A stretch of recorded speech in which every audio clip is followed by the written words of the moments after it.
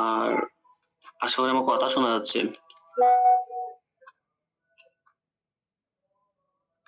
জি ভাই, শোনা যাচ্ছে।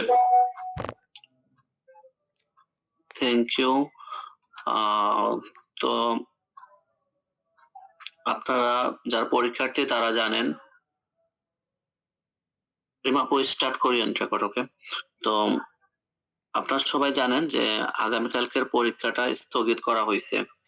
তো আপনারা অনেকে প্রশ্ন করতেছেন এটার পরীক্ষাটা কবে, কিন্তু আসলে পরীক্ষাটা কালকের পরীক্ষার কোনো নোটিশ দেওয়া হয় নাই, ঠিক আছে? আর হচ্ছে আগামী শুক্রবারে যে পরীক্ষা, শুক্রবারে হবে। এখন এতটুকু কথা ভিতরে কোনো প্রশ্ন আছে কিনা বলেন তো?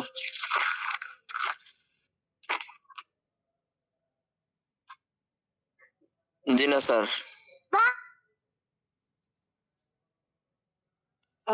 আসসালামু আলাইকুম রাজ ভাইয়া। আবার আমাদের কলেজ থেকে কেউ কেউ বলতেছে যে শুক্র ও শনি 2 দিনই পরীক্ষা থাকতে পারে, এরকম কোনো কিছু সামনেরটা?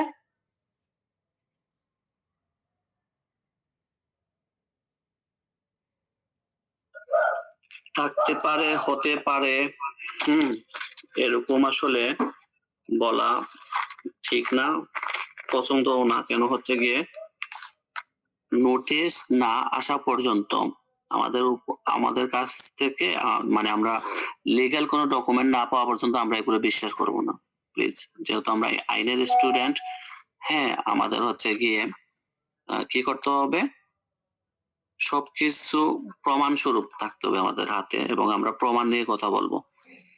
পরীক্ষা সকাল থেকে আমি জানতাম মোটামুটি যে আগামীকালকে পরীক্ষা স্থগিত হবে, তারপরেও কিন্তু আমি একবারও বলি নাই যে আগামীকালকে পরীক্ষা স্থগিত হতে পারে, ঠিক আছে? এটা বলি নাই, কারণ এই কথাটার মানে হচ্ছে গিয়ে সম্ভাবনা মানে হচ্ছে 50-50 অথবা 60-40। তো আমি কেন আপনাদেরকে এমনিতে একটা টেনশন দিব? আমি যখন শিওর হলাম 3:30টার দিকে, তখন গিয়ে বললাম যে পরীক্ষা স্থগিত হয়েছে, ঠিক আছে? তারপরও ন্যাশনাল ইউনিভার্সিটির ওয়েবসাইটে ঢোকা পরে যখন দেখলাম আরেকটা পুলিশের কি পরীক্ষা ছিল আগামীকালকে, ওইটা যখন স্থগিত করছে, তখনই কিন্তু মোটামুটি আন্দাজ করতে পারতেছে যে যেহেতু পরীক্ষা স্থগিত করতেছে, মানে আপনাদের তো স্থগিত করবে। তারপরেও কিন্তু আমি বলি নাই যে পরীক্ষা স্থগিত হতে পারে, বুঝতে পারছেন? তো আমরা স্মার্ট একটা মানে কি প্রফেশনাল কোর্স করতেছি। তো আমাদের কথাবার্তা, আমি সুবর্ণ আপুকে জাস্ট বলতেছি না, সবাইকে বলতেছি, মনে করেন আমি আমাকেও বলতেছি যে আমরা আরো স্মার্ট হব, ঠিক আছে? এবং স্মার্ট, আমাদের কথাবার্তা হবে স্মার্ট, সুন্দর, মানে হতে পারে, হয়তো বা, তারপর যেহেতু সেহেতু, মানে এটা বলতেছি কি জানেন, মানে আমি যে আমাদের একজন প্রিন্সিপাল ছিলেন, আমি যে স্কুলে চাকরি করছিলাম, ওনার কথাটা ছিল এরকম, হয়তো বা, হতে পারে, ঠিক আছে, যেহেতু সেহেতু, অতএব, সুতরাং, এগুলো উনি পছন্দ করতেন না, বুঝছেন? যেটা বলতেন কার্ডশিট, মেজর জেনারেল ছিলেন তো, অবসরপ্রাপ্ত, তো ব্রিগেডিয়ার অবসরপ্রাপ্ত মেজর জেনারেল ছিলেন উনি, মানে খুব স্ট্রেট ফরওয়ার্ড মানুষ ছিলেন।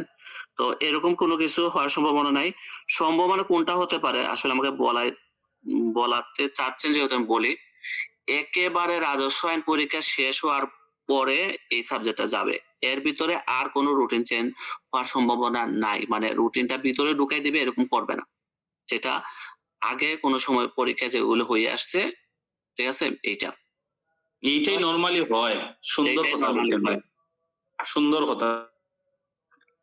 বুঝতে পারছেন? তো এইগুলি নিয়ে টেনশন করার নাই। এখন আমাদের আগামী শুক্রবার 26শে ডিসেম্বর, রাইট? কি পরীক্ষা? সুবর্ণা আপু বলেন।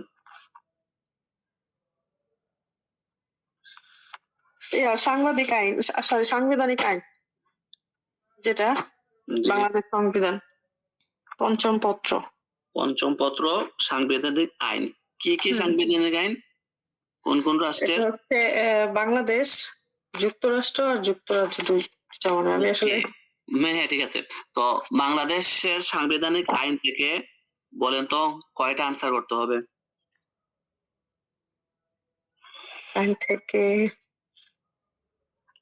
এখনো দেখি নাই আমি আসলে এটা, যে কয়টা আনসার করতে হবে। সমস্যা নেই, দেখেন নাই, ভালো করছেন। ঠিক আছে, তো আমি কি করতেছি, আমার একটা স্ক্রিন শেয়ার করতেছি, আশা করি মনে হয় দেখা যাচ্ছে।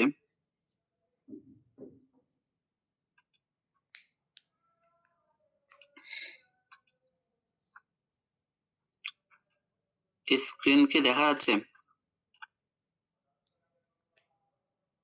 জি ভাইয়া দেখা যাচ্ছে।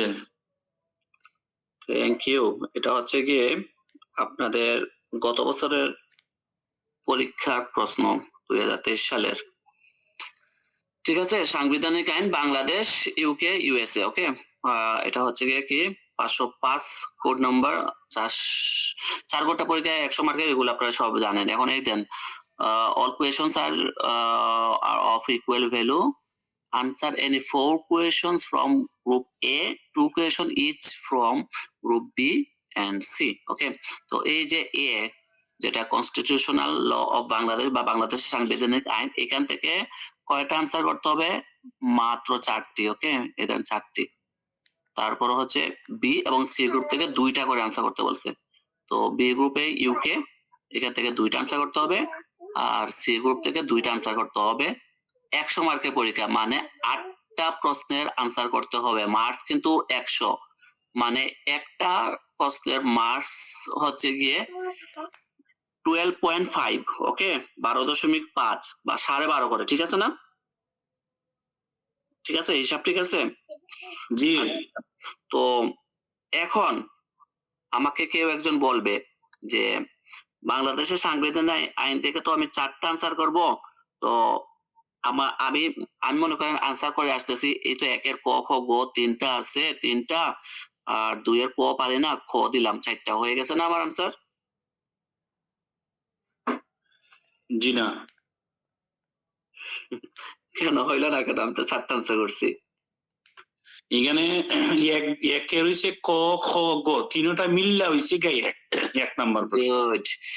2 হচ্ছে গিয়ে ক খ গ মানে 2, মানে 2 নাম্বার মানে একটা, 3 নম্বরে ক খ মানে আরেকটা, এরকম 5-6, মানে এই 6টা থেকে আপনাকে 4টা আনসার করতে হবে। যেটাকে টাচ করবেন এখানে যা যা থাকবে তাই দিতে হবে।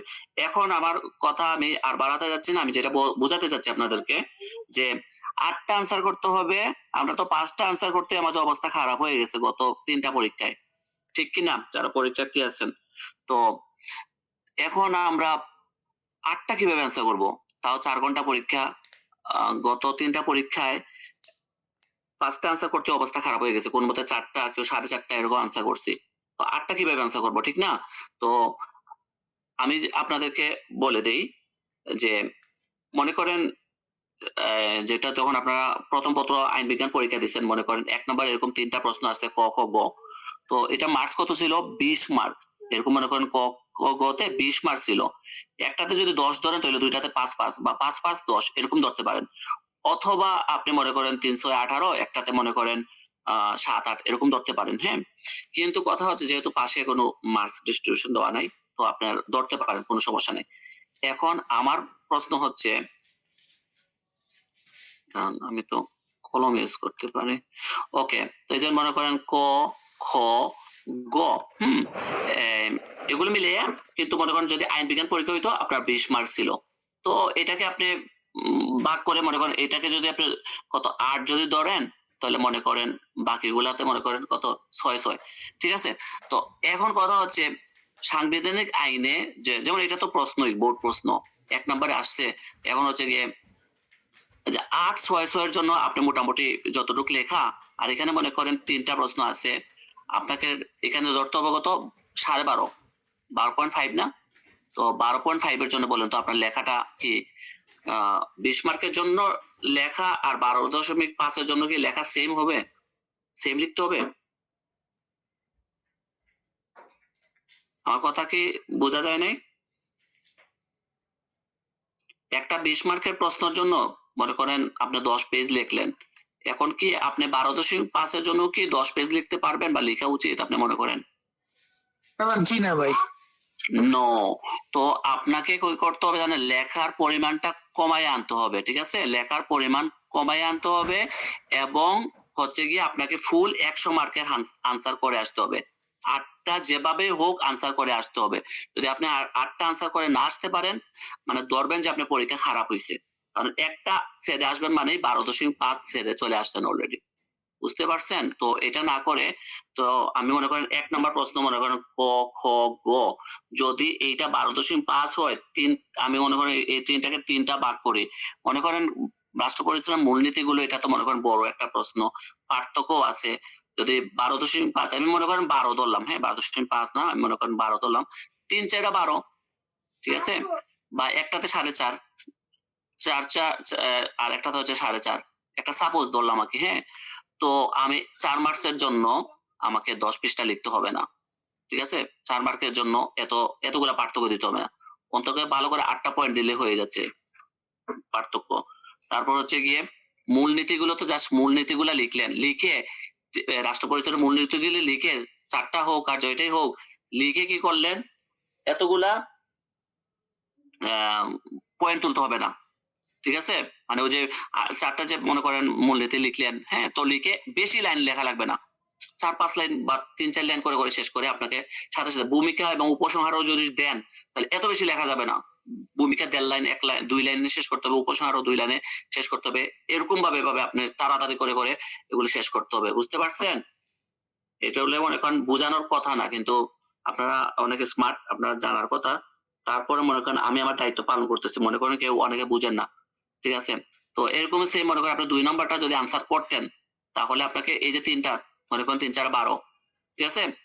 ৪ করে বা একটাতে ৪.৫ ধরেন। তো আপনি কি করলেন? যেহেতু পাশে লেখা নাই মানে কি আমরা যখন তো সায়েন্সে যখন পড়ছিলাম এসএসসি তে, তখন মনে করেন ফিজিক্স, কেমিস্ট্রি পরীক্ষা দিলে লেখা থাকতো পাশে ২, ১, ১.৫ এভাবে লেখা থাকতো, ঠিক আছে? কিন্তু এগুলোতে লেখা থাকে না, মানে আপনারা নিজে বুঝে নিবেন যে আ আপনাদের কত করে মার্কস। আপনারা নিজেই একটা আন্দাজ করবেন। তো এই আন্দাজ করে আপনারা আপনাদের মতো করে আনসার গুলা দিবেন। আর আমি মনে করি চেষ্টা করবেন কি জানেন? মনে করেন এভাবে যে প্রশ্নগুলো আসবে, এই যে মনে করেন ৩ নাম্বারে ক, খ, গ ছাড়া আছে, এগুলো দেওয়ার চেষ্টা করবেন। এগুলো দেওয়া মানে কি জানেন? এতটুকুর মধ্যে মানে বুঝতে পারবেন যে আপনার ১২.৫ আছে। রিড বলতে কি বোঝো? এটা মনে করেন ছোট্ট প্রশ্ন। এটাতে ধরতে পারেন ২ বা ২.৫ ধরতে পারেন। আর বাকি এই পুরোটাতে হচ্ছে ১০। বুঝতে পারছেন? এগুলো আনসার করার চেষ্টা করবেন। অথবা দেখবেন যে ক, খ আছে। ক, খ আছে মানে কি ১২.৫, মনে করেন একটাতে ৬.৫ আর একটাতে ৬। ঠিক আছে? তো এগুলো আনসার করার চেষ্টা করবেন। ক, খ, গ যেগুলো বড় থাকবে না, এগুলো মানে না দেওয়ার চেষ্টা করবেন। এখন যদি কমন না পড়ে তাহলে তো দিবেন, কি করবেন? যেমন ৫, একটা মাত্র প্রশ্ন চাইছে, একটা দিয়া। এগুলো দেওয়ার চেষ্টা করবেন। এখানে আবার ছেড়ে আসবে না ভিতর থেকে। ৬, একটা মাত্র চাইছে, মনে করেন ২ টা অংশ, ধরতে পারেন ৬, ৬.৫। ঠিক আছে? আর সেম ইউকে তেও মনে করেন এভাবে আপনার ২ টা আনসার করতে হবে। তো ২ টাই যেটাই দিবেন পুরোটা দিয়ে আসতে হবে। সেম ইউএসএ ও যদি বলেন এরকম। বুঝতে পারছেন? তো আশা করি মানে পঞ্চম পত্রতে যেটা সমস্যা করে সেটা বুঝাইতে পারছি। ফাইনাল ইয়ার ও পঞ্চম পত্রতেও সেম একই প্রবলেম করে, বুঝছেন? এটা আগে বলে দিলাম আপনাদেরকে। এখন বলেন তো আপনাদের আর কোনো মানে প্রশ্ন নিয়ে কোনো সমস্যা আছে কিনা? আমি এটা আলোচনা করতাম না। ঠিক আছে? যেমন সুবর্ণা আপুকে জিজ্ঞেস করছি, উনি দেখে নাই বলছে, মানে এখনো পর্যন্ত উনি জানে না। এরকম আমাকে কিন্তু বিকেল থেকে কয়েকটা মানে বিকেলে যখন পরীক্ষা স্থগিত হওয়ার পরে অনেকে প্রশ্ন করতেছে যে, "ভাই ৮ টা প্রশ্ন কিভাবে আনসার করব? ৫ টাই পারি না।" তো এই কারণে মানে আমি হঠাৎ করে ভাবলাম ৯ টার সময় আপনাদেরকে একটা মিটিং করি। ঠিক আছে? অনেকে হয়তো না জানতে পারে। আর প্লাস আবার এইটাও প্রশ্ন করছে অনেকে আমাকে যে, "সাংবিধানিক আইনে কি আসলে ৮ টা লিখতে হবে?" তো এই কারণে মানে এই কথাগুলা আ বলার কারণেই আসলে আমি কি করছি? আপনাদেরকে নিয়ে হঠাৎ করে জরুরি একটা মিটিং রাখছি। ঠিক আছে? আপনাদের বলেন আ আজকের এইটা থেকে আপনাদের উপকার হইছে কিনা? জি, আমি বলি অনেকটা উপকার হয়েছে। আমি আসলে প্রশ্নটা খেয়াল করিনি বা দেখিই না এখনো পর্যন্ত করতে হবে। এমন ভাবে কনফিউশন দিতেছে সবাই যে আপনার শনিবার শুক্রবার ২ দিন নাকি পরীক্ষা হবে। পরে আমি ভাবতেছি যে এটা পড়বো না ওইটা পড়বো। এখন এই যে আপনি মিটিং রাখছেন এর থেকে ক্লিয়ার হয়ে গেলাম। তার মানে আমি ওইটা ইকুইটি ট্রাস্ট যেটা এটা টোটালি অফ করে রাখবো ওই বইটা।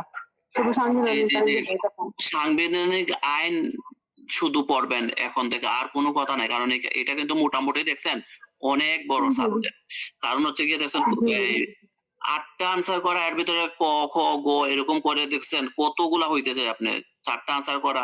যদি আপনি এখানে 4টা আনসার করা মানে কি? এখানে ১-২ যদি দেন তাহলে ৩ দুগুণে ৬, তারপরে এদিকে আছে দেখেন এটার সাথে আবার ২টা আছে। ৮, এদিকে আছে ২টা, ১০ এরকম করে প্রত্যেকটাতে মনে করেন ৪টা ৪টা আছে। তো অনেকগুলা লেখা, বুঝছেন? কিন্তু আমি যেটা বলছি আপনাকে একটা লিমিটেড টাইম মেইনটেইন করে একটা লিমিটের মধ্যে নিয়ে আসতে হবে, বুঝতে পারছেন? আপনাকে প্রথমত হচ্ছে গিয়ে টাইমটা ডিস্ট্রিবিউশন করতে হবে। আমার ৪ ঘন্টা আমি টাইম ডিস্ট্রিবিউশন করব। তারপর হচ্ছে গিয়ে আমাকে ৮টা লিখতে হবে এবং এদিকে আবার খেয়াল রাখতে হবে যে মার্কস তো আমার কম 12.5 করে। তো সবকিছু ডিস্ট্রিবিউশন করে আপনাকে পরীক্ষাটা দিতে হবে। মানে পঞ্চম পত্রটা মোটামুটি আপনারা যদি ঠিকমতো দিয়ে আসতে পারেন, ফিফথ পেপারটা, তাহলে হচ্ছে গিয়ে আপনারা ভালো একটা মার্কস ক্যারি করবেন, বুঝছেন? আর এই খাতাটা একটু মোটামুটি আমি বলি প্রশ্ন মোটামুটি কমন পড়বে। আর ২ নাম্বার হচ্ছে গিয়ে খাতাটাও মোটামুটি আম এত হার্ড করে কাটবে না।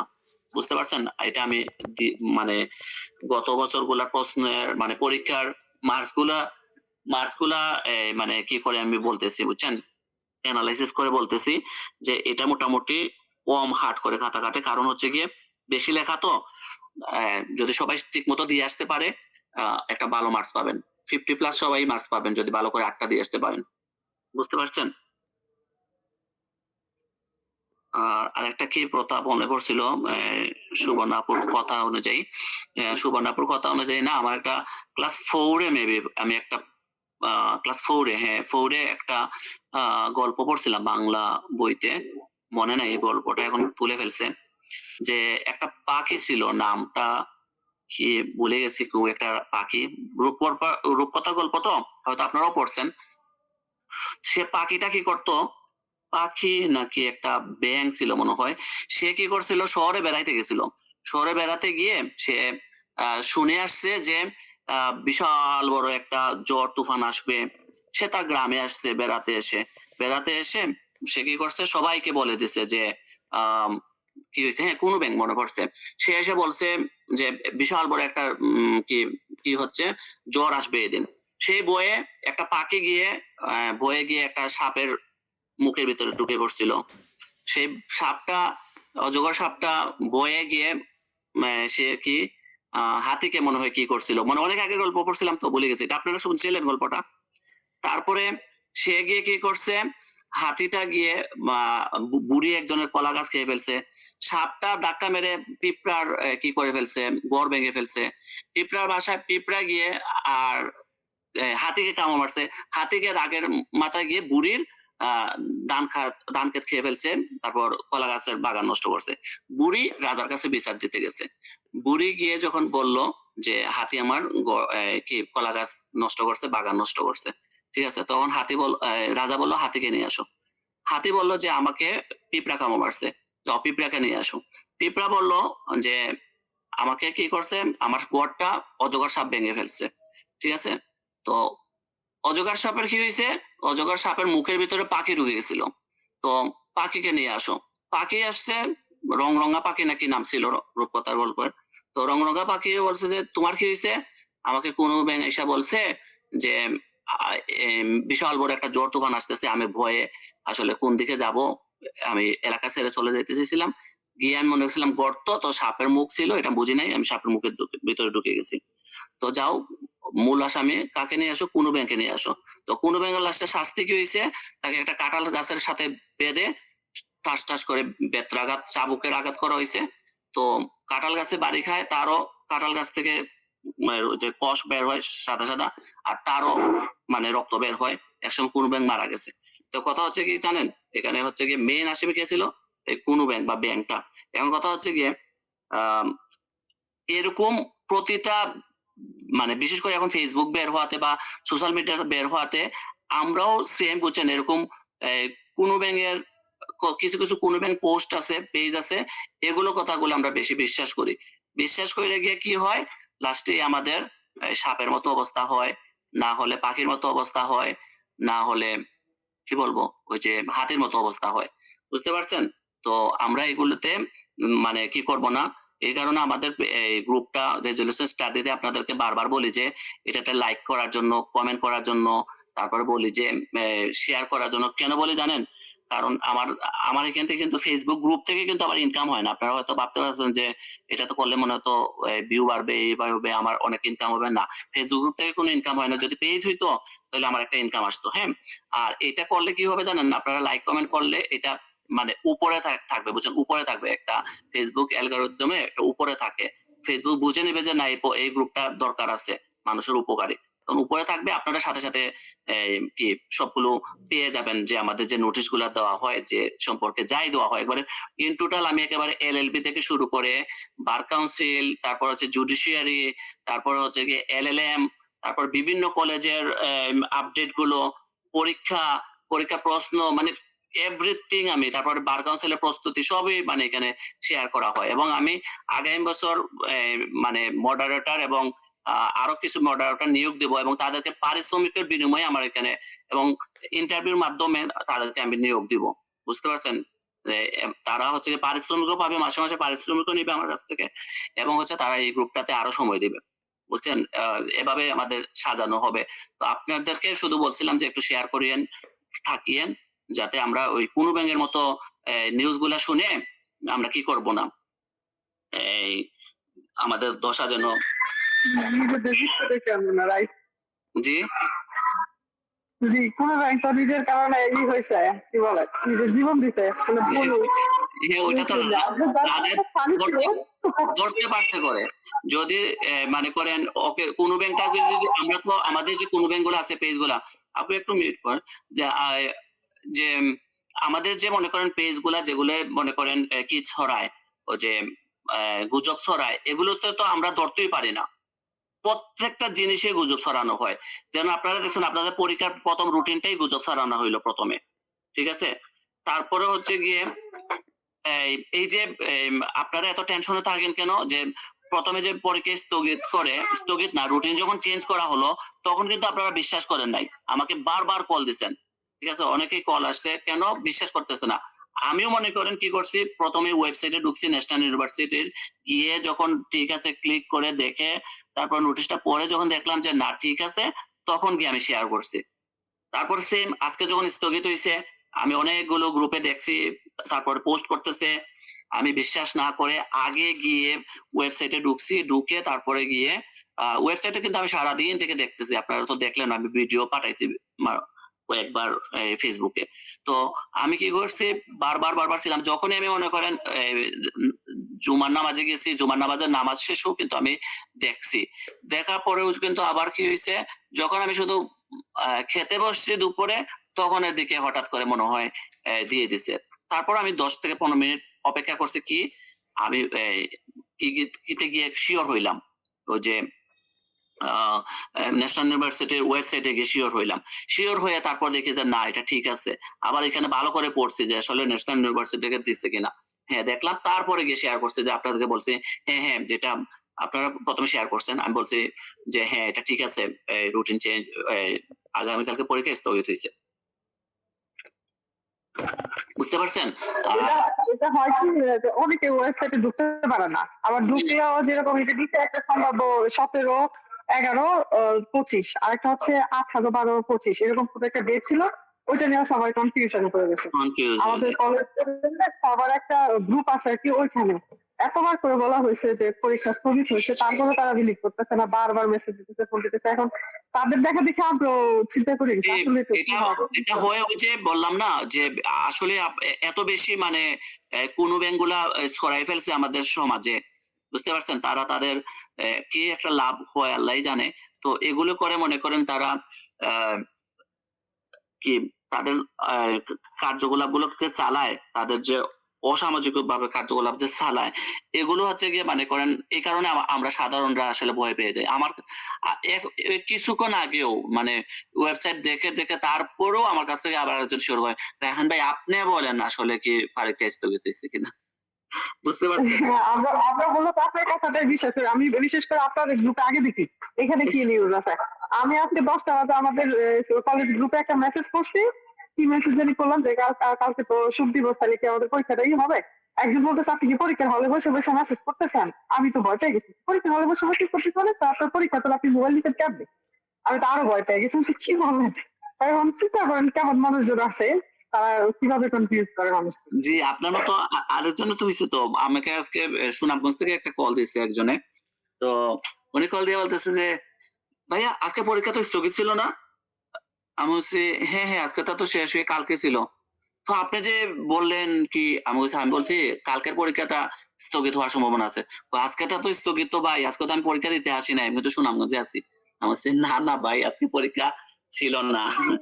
বুঝতে পারছেন? তো আমি তো মনে করেন এসব নিয়ে আপনাদেরকে থাকি করে আমি অনেকগুলো কাহিনীগুলা এমনকি আমাদের বিজন ভাই বুঝছেন আমাদের নিয়মিত অ্যা আ ক্লাস করে আমাদের সম্মানিত মেম্বার। উনি হচ্ছে গিয়ে বিজন দা ওই যে আপনাদেরকে পরিচয় করে দিয়েছিলাম রাঙ্গামাটি উনি টিচার। তো উনি কিন্তু অলরেডি রাঙ্গামাটি থেকে চট্টগ্রামে চলে গেছিল আজকে। কারণ ৩টা ২৬ এর দিকে মনে করেন নোটিশটা আসছে ওয়েবসাইটে। আর উনি ২টার নাকি ২:৩০ বাসে করে চট্টগ্রাম চলে গেছে। বুঝছেন? তো বাসে যখন চলে গেছে চট্টগ্রাম গিয়ে পৌঁছাইয়া তখন উনি যখন অনলাইনে গেল গিয়ে দেখে যে আ পরীক্ষা স্থগিত হইছে। পরে কি একটা আবার উনি ব্যাক করতেছে। তো আমাকে কল দিছে। উনি কিন্তু হোটেল রুম-টুম বা মানে বুকিং করে ফেলতো কিন্তু। তারপরে হোটেল রুমটা বুকিং শুধু করে নাই। গতকালকে কিন্তু অনেকেই অগ্রিম টিকেট কাটা ছিল ট্রেনের, কেউ বাসের। তো অনেকেই কিন্তু রওনা দিয়ে দিছিল। আমাকে কালকে রাত্রে ৯:৩০ টার সময় একজনে কল দিয়ে বলতেছে যে, "ভাই আমি তো অমুক জায়গা থেকে অমুক জায়গায় চলে আসছি। তো আসলে কি পরীক্ষা রুটিন চেঞ্জ হইছে?" আমি বলছি, "হ্যাঁ।" আসলে ন্যাশনাল ইউনিভার্সিটি গতকালকের বিষয়টা আসলে একটা মানে অগোছালো ছিল। আজকে পরীক্ষা ছিল সকালে, গতকালকে হঠাৎ করে বলতেছে পরীক্ষা স্থগিত। এটা আসলে খুবই আসলে মানে অনেকেরই জন্য কষ্ট হইছে। আর বরং আজকেও মনে করেন আজকে যেহেতু পরীক্ষা যেহেতু আগামীকালকে স্থগিতই করবা, তাহলে সকাল থেকেই কিন্তু এটা করতে পারো। ওই যে পুলিশের যে মনে করেন রিপোর্টটা যখন দিছে পরীক্ষা ছিল কি একটা আজকে। তো এটা যখন স্থগিত হইছে সাথে এইটাও কিন্তু নোটিশটা দিয়ে দিতে পারতো নামাজের আগে। জুম্মার নামাজের আগে দিতে পারতো। ঠিক আছে? তো এটা দিচ্ছে না ৩:৩০ দিকে গিয়ে দিছে। অনেকে ২টার বাস অনেকের লাস্ট ট্রিপ থাকে ২টা ২:৩০ সময় বাস ট্রিপ গুলা। অনেকের অনেক দূর-দূরান্ত থেকে। তো আসলে খুবই যেহেতু এটা মনে করেন সুখ দিবস আছেই কালকে। তো এটা এটা তো পরীক্ষা স্থগিত করবা। তো করবা যেহেতু তো এটা আগেটা ঘোষণা দিয়ে দিলে কি হইতো? ঠিক আছে? নোটিশটা লিখতে বা আপনাদের পাস হইতে হয়তো তাড়াহুড়ো করে এটা ১০-১৫ মিনিটের ভিতরে ডিসিশনটা নিয়ে আরো ১৫ মিনিট লাগাইয়া সকালবেলা ০.৫ ঘন্টা ১ ঘন্টার ভিতরে তো নোটিশটা দিয়ে দিলে এতটা মনে করেন মানুষের হয়রানি হইতো না। যাই হোক এগুলোর ব্যাপারে ন্যাশনাল ইউনিভার্সিটি আরো সচেতন হবে আশা করি। আমরা দোয়া করি ন্যাশনাল ইউনিভার্সিটির যারা কর্তৃপক্ষ তারা আরো জ্ঞানী হবেন, তারা আরো স্মার্ট হবেন, আমাদের থেকেও আরো স্মার্ট হবেন দোয়া করি। আর হচ্ছে গিয়ে আপনারা ২ মিনিট আছে, আমি ২ মিনিটের ভিতরে শেষ করব। আপনারা হচ্ছে গিয়ে পড়ালেখা করেন, কোন টেনশন করিয়েন না। আগামী যে শুক্রবারে পরীক্ষা আছে সেটা পড়েন। আমাদের আম ৩ টা লাইভ ক্লাস হবে রবিবার, সোমবার, মঙ্গলবার। ঠিক আছে? কোনো সন্দেহ নাই, নিঃসন্দেহে ইনশাআল্লাহ আমাদের যেন সুন্দরভাবে ক্লাসগুলা হয়। আমরা এগুলো করাবো। বাংলাদেশের সাংবিধানিক আইন, যুক্তরাষ্ট্রের সাংবিধানিক আইন, যুক্তরাজ্যের সাংবিধানিক আইন ৩ দিনে আমরা ক্লাস করাবো। আপনারা পড়বেন। আর হচ্ছে গিয়ে নোটস এগুলো তো নোটেশন গ্রুপে যারা আছেন আপনারা অলরেডি পেয়ে গেছেন আছে। আর উম অন্য গ্রুপে যারা নাই তারা আমার সাথে যোগাযোগ করবেন। আর কোনো কিছু কারো বলার আছে কিনা থাকলে বলেন।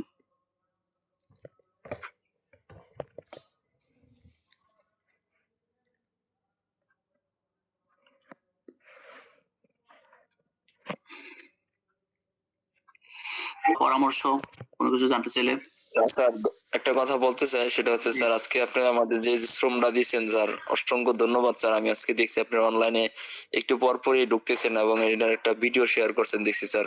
অসংখ্য ধন্যবাদ স্যার আসলে সঠিক তথ্যগুলো আমাদের দেওয়ার আল্লাহ জন্য স্যার। আল্লাহ পাকই ভালো জানেন কৃতজ্ঞতা যে স্যার প্রকাশ আজকে করছি। হ্যাঁ জনাল ধন্যবাদ ভাই স্যার। আল্লাহ পাকই আজকে ভালো জানেন যে আজকে আমার জুমার নামাজটা আল্লাহ তাআলা কবুল করবেন কিনা এটা আসলে বলা ঠিক না। আল্লাহ পাকই জানেন। আমি মনে করেন জুমার নামাজে গেছি হ্যাঁ। ফরজ নামাজ শেষ করে আমি কিন্তু মোবাইলটা আসলে কখনো মানে নিয়ে যাই না আমি মানে মসজিদে। নিলেও আমি মসজিদে গেলেও আমি মনে করেন ভুলেও পকেটে মোবাইল বের করি না। যে কেউ সাইলেন্ট করে যে ঢুকি আর মানে এটা বের করি না আমি। তো ফরজ নামাজ শেষ হওয়ার পরেও আমি একবার বের করে দেখতেছি ন্যাশনাল ইউনিভার্সিটির ওয়েবসাইটে। আবার সুন্নত নামাজ শেষ করে দেখতেছি, বের হয়ে আবার দেখতেছি, মানে এতবার যে মোবাইল দেখছি মসজিদের ভিতরে, আসলে এটা ঠিক হয় নাই আমি জানি, কিন্তু আমি ভাবতেছি যে আমি যদি এটা দেখে অন্য কারো উপকার হয়, যেমন জয়নাল ভাই কিন্তু ডিউটিতে ছিল, উনি আমাকে কল দিয়ে বলছে যে উনি কি করে নাই, ওই যে মোবাইল ফোন অনলাইন যেটা ইউজ করে এটা নিয়ে যায় না, উনি ডিউটিতে আছে, উনি আমাকে বলছে যে ওনাকে কল দিয়ে জানানোর জন্য। তো আমি কিন্তু এতজনের কথা, শুধু জাস্ট জয়নাল ভাই না, অনেকেই তো আমি নিয়ে কাজ করি, তারপর আমার হঠাৎ করে মনে পড়ছে, তারপর জয়নাল ভাইকে জানাইছি, জয়নাল ভাই বলেছে যে হ্যাঁ হ্যাঁ ভাই আমি আসলে জানি নাই যে পরীক্ষা স্থগিত হয়েছে। যাই হোক, ওই যে মনে করেন একটা মানুষের যে উপকার করতে পারে এটাই আর কি, ওই যে ফেসবুক গ্রুপটাতে আপনারা সময় দিলে অন্য কারো উপকার হবে, এটাই জাস্ট, আর কিছু না, বুঝছেন? ওই টাকা থেকে আমার কোনো ইনকাম আসবে না, আর ওটা শখের বসে ফেসবুক গ্রুপ করা, 5,000 মেম্বার হয়েছে। আপনারা তো কনগ্রেচুলেশন জানালেন না আমাকে, আপনাদেরকে অভিনন্দন যে 5,000 মেম্বার হয়েছে, বুঝছেন? তো আপনারা এরকম থাকলে আরো বাড়বে, আমাদের গ্রুপে মেম্বার বাড়বে, সবার উপকার হবে, কার না কারো উপকার হবে, বুঝতে পারছেন? এই যে মনে করেন একটা মানুষের যদি উপকার হয়, তাহলে কি হয় জানেন? মনে করেন আমাদের আমাদের ধর্মে আছে, মুসলমান ইসলাম ধর্মে আছে, অন্যান্য ধর্মরাও একই কথা স্বীকার করে যে আমি যদি কোনো মানুষের জন্য বা কোনো প্রাণীর জন্য যদি একটা ভালো কাজ করে যাই, এটা হচ্ছে গিয়ে আমার নিজের সওয়াবের খাতায় লেখা হবে, বুঝতে পারছেন? অজিত ভাই ঠিক আছে না? আমি কি শুধু জাস্ট ইসলাম ধর্মের কথা বলতেছি, আপনাদের ধর্ম কি নাই যে জি প্রাণীদের অবশ্যই। অন্য মানুষদের সেবা, হ্যাঁ, মানুষ সেবা, তো এটা একটা সেবা না? আমরা জি কত অবশ্যই। রকমেরই তো সারা দিন পাপ করি, তো একটা সেবা করার জন্য ফেসবুক তো আমরা এমনি ইউজ করতেছি, ঠিক আছে? দরকার না হলে অজিত ভাই কিন্তু সবসময় কমেন্ট করে, আমাকে কনগ্রেচুলেশনও জানায়, সবকিছু করে, উনি সবার আগে কমেন্টও করে, লাইকও করে। বাকিরা মানে জানি ব্যস্ত মানুষ, কিন্তু কি করলে মানে আলসেমি না করে একটা যদি কোনো মতে একটা লাইকে পাড়াই দিলে, মনে করেন আমাদের গ্রুপটা উপরে থাকবে সবার থেকে, বুঝছেন? উপরে থাকলে এটা হচ্ছে গিয়ে সবার চোখে পড়বে, বুঝতে পারছেন? এদিকে আপনারা একটু খেয়াল করবেন। আর কথা না বাড়িয়ে আপনারা পড়ালেখা করেন, আর আমি রেকর্ড ক্লাসগুলা 2টা গ্রুপে দিয়ে দেবো, রেজুলেশন স্টাডি গ্রুপে দিয়ে দেবো, নো টেনশন গ্রুপে দিয়ে দেবো, আমাদের রেকর্ড ক্লাসগুলা, এগুলো দেখবেন। আর হচ্ছে গিয়ে আপনাদের যারা নোটস নিছেন, নোটস গুলা ফলো করবেন, বুঝতে পারছেন? ইনশাল্লাহ আপনাদের পরীক্ষা স্যার এই ভিডিও দেখলে স্যার নিচে যে কমেন্ট করা যায় ইউটিউবে, স্যার ইউটিউবে কমেন্টটা দেখায় না, কারণটা কি স্যার? ইউটিউবের মনে হয় কমেন্ট টমেন্ট এগুলো বন্ধ, আমার ইউটিউবের দরকারও নাই, বুঝছেন? ইউটিউবে আসলে আমি আপনাদের জন্যই শুধু ক্লাসগুলো রাখি, আপনি শুধু ওই যে ফেসবুক গ্রুপটাতে একটু আমাদের সময় দিন, বুঝছেন? আর ইউটিউবে মনে করেন আপনারা যারা কি আছেন, আমার ইউটিউবের সাবস্ক্রাইবারও দরকার নাই, আমার ভিউর দরকার নাই, শুধু ইউটিউবটা রাখি মনে করেন ক্লাসগুলো একসাথে থাকার জন্য, আর আপনাদেরকে মনে করেন হোয়াটসঅ্যাপে যদি আমি এভাবে যদি ছেড়ে দেই বা ফেসবুকে যদি ছেড়ে দেই ভিডিওগুলা, অনেক বড়, এগুলো খুঁজে পাবেন না, তো এই কারণে মনে করেন ইউটিউব চ্যানেলে রাখাটা সুবিধা, ঠিক আছে? এই কারণে মনে করেন ইউটিউব চ্যানেল রাখি। না স্যার অনেক উপকৃত হই স্যার, ইউটিউবের থেকে আমি দেখে অনেক কিছু খুঁজে খুঁজে দেখে দেখে স্যার পড়ি, অনেক উপকৃত কিন্তু হই স্যার। মনে করেন ইউটিউব থেকে মনে করেন আমার যে ভিউ আসুক, তারপর সাবস্ক্রাইব বাড়ুক, এগুলো আমার দরকার নাই, এগুলো করতে চাইলে তো আমি বিভিন্ন গ্রুপে এমনিতেই ফ্রিতেই মনে করেন শেয়ার করতাম লিঙ্ক গুলা, তো এগুলো করি না, কারণ হচ্ছে আমার ইম্পর্টেন্ট ক্লাসগুলো এমনিতে আমি হাইড করে রাখি, এগুলো আনলিস্ট করে রাখি, এগুলো আপনাদেরকে দেই, বুঝতে পারছেন? যারা মনে করেন আমাদের এখানে ক্লাস করেন মান্থলি ফি দিয়ে, তো আমি এগুলো যদি সবার জন্য যদি ফ্রি রেখে দেই, তাহলে তো আপনারা মান্থলি ফি দিয়ে ক্লাস করার কোনো মানে নাই, ঠিক আছে? তো ওই কারণে আমি আনলিস্টেড করে রাখি, দ্বাদশ আইনের গণিত, মুসলিম আইনের গণিত, তারপরে হিন্দু আইন, ঠিক আছে? এরকম যেগুলো ইম্পর্টেন্ট বা যেগুলো ভালো ক্লাস হয়, দুই একটা পাবলিক করে রাখা, এগুলো হচ্ছে অ্যাডভাইসের জন্য, যে আমাদের স্টাডি নামের একটা অনলাইন প্ল্যাটফর্ম আছে, এগুলোর জন্য, বুঝছেন? আর কিছু না। ওকে, ধন্যবাদ। আশা করি আর কারো কোনো কথা নাই, যত রকমের কথা থাকলে মেসেজ করতে পারবেন, কল করতে পারবেন, কোনো সমস্যা নাই। আমি যতক্ষণ পর্যন্ত না ঘুমাই ততক্ষণ পর্যন্ত উত্তর দেওয়ার চেষ্টা করি। কালকে তো রাত 3:30টার সময় কাকে জানি উত্তর দিছি, কি আমাকে মেসেজ করছিল, মনে হয় আমি ঘুমাই গেছিলাম 1টার দিকে, আমি সজাগ হয়েছি 3:30টার দিকে উত্তর দিই, বুঝছেন? তো ভালো থাকবেন সবাই, আমার জন্য দোয়া করবেন, আপনাদের জন্য অনেক অনেক শুভকামনা, ঠিক আছে? তো শুভরাত্রি খোদা হাফেজ স্যার। আল্লাহ হাফেজ।